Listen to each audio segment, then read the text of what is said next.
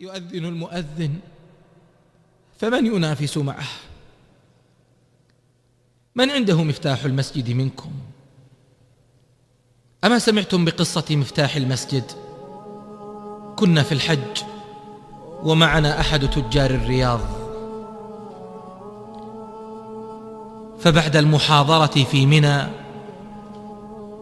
فإذا بذلك الرجل صاحب الثراء والنعمة يتمتم إلي ببعض الكلمات، فكانت من وصاياي وأنا عبد فقير. قلت له: إلزم سجادة المسجد، إلزم سجادة المسجد. قال: أما في وصية أخرى؟ قلت: إلزم سجادة المسجد. وبعدما عدنا من الحج وبعد شهر أو شهرين وإذا باتصال منه أكرمه الرحيم وثبته الكريم وثبتني وإياكم أجمعين، قولوا آمين. يقول: والله